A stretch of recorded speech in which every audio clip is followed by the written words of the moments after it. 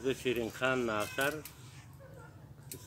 سردار محمد ایوب خان زوی په شاخ اشرف خیل جلال خیل ناصر. تا د پښتو لپاره څومره کتابونه لیکلي دي؟ ما تقریبا په 23 کلنۍ کې 22 څخه چې خپل پلار ما ډېر ګرځېدلی سړی و، بخارا، هندوستان، د ایران ځینې برخې، افغانستان یې ټول لیدلی. نو هغه به بیانات راته کول، بیا ځینې کتابونه بیا ما د ده له مرګه څخه بعد مطالعه کول. یعنې کله چې تا ته پلار دا کیسې کولې بیا تا لیکوالي ته مخه کړله؟ مخه مې کړله. هغه زحمتونه یا هغه پښتنو چې چیرې ګاللي وو یا دورې تللي وو هغه بیا هم ویل دا د استرالیا بیان، ځکه د ده پلار تللی وو. نو دلته ته که د خپلو کتابو یادونه وکړې، ستا کوم کتابونه لیکلي؟ ما اول کتاب چې ولیکو د پښتنو برخلیک د تاریخ په اردو کې، اول کتاب.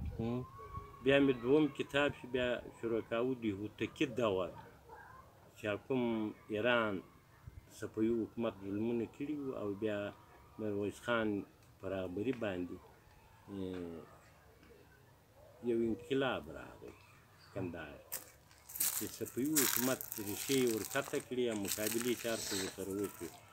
بیا هلمند، روزګان، زابل دا یو کندهار بلل کېږي او د غزني حصه تر مغول سلطنت لاندې. نو دلته د ډیلي حکومت سني وو او صفوي حکومت چې وو هغه بیا غیر سني.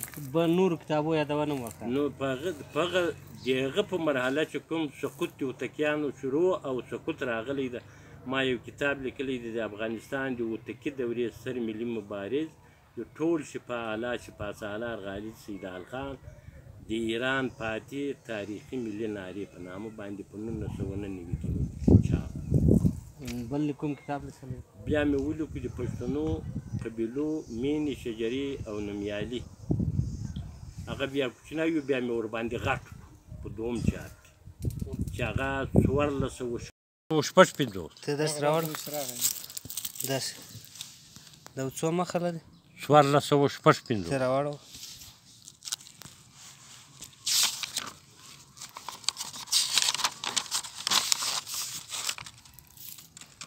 صحیح واضح؟ هو 55 مخه کې په دا دوم چاپ وکړي. په هغې کې د هغو تاریخي شمغرزانه لیکنې په غلجیانو کړې وې، په ځینو پښتنو کړې وې، په ناصر کړې وې، په خروټي کړې وې، یا یې په نورو کړې، د هغو رد جوابونه، د هغو غرضونه. د پښتنو مینې، شجرې او بل نومیالي. کتاب مې لیکلی دی د کیسې او شنسبي پښتنو لنډه شجره. څو کتابه شو؟ 4 مې درسره وینې، دا 4 ما چاپ کړي دي.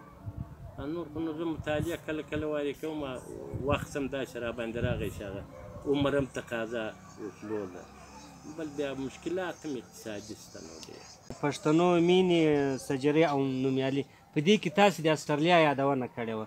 استرالیا ته پښتانه د څه ضرورت لپاره ولاړل یا وغوښتل شول؟ استرالیا کې اول اروپایانو چې کوم د ملک پیدا دا استرالیا د آبادولو چې د دوی په کنټرول کې وه انګریزانو. نو بیا دوی یو د اسانو کاروبار و، دا چې یو څه دي نور. په اخیره کې ریټایر انګریز چې دلته په دې هندوستان په دې خوا کې په اول جنګ کې هم راغلی وي، یا نور کوم د پښتنو مقابلې یا سختۍ د اوښانو لیدلې وي یا د بارېدو، نو هغو پرېکړه وکړه چې دې کوم د ګوملې د درو غلجیان چې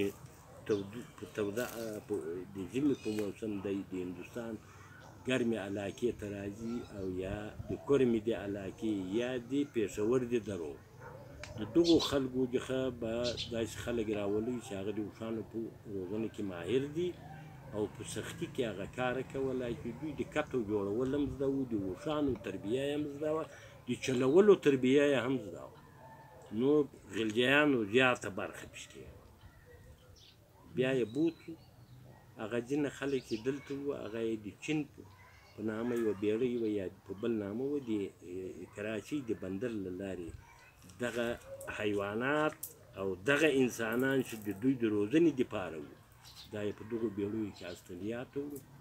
هلته مشهور خلک وروسته بیا یو غني خان سلیمان خېل و چې هغه ډېر غټ ټیکهدار و، هغه بیا په مختلفو لارو له دغو خلکو سره لارې لرلې، دا خلک یې ورنقل کول، هلته یې وړو. د استرالیا ساحلي سیمې آباده وې، مرکزي سیمې ډېرې سختې وې، ټول ریګ. هغه کې د اوبو پیدایښت هم مشکل، د وښو پیدایښت هم مشکل. بیا دغه خلک د دغو خلکو څخه دوی ډېره ګټه واخیسته چې کوم د ګوملې د درې وو چې ډېر اسماعیل خان په آس باندې به پراته وي، یا د کورمې د درې. دا خلک خراسان په سختو جایو کې په دوبی تېرول، بل کار یې نه و، له خپلو اوښانو سره یې سخته تربیه لرله. نو هغه اوښان هلته په هغه ځای کې ډېره واره خوړه. اس لږ وخت تېروي په ګرمي کې، اوښ ډېره فاصله واله بیا به په ډېر لرې مسافه کې اوبه غوښتل. نو دوی دغه خلک غوښتل. بیا د استرالیا په آبادولو کې د ریل په پټلۍ کې د نورو اورسونو فلزي هغو کې دغو خلکو مواد هغو کارخانو ته هم رسول، هغو بیدیاوو ته هم رسول. هغه مخلوق ته بې اوښه دې خواته کار مشکل و د ریل له ګاډۍ، چې دوی به مواد راوړو هغه هغو جایو ته په اوښانو رسول. دا پښتانه په کومه صدۍ کې یا په کومه سنه کې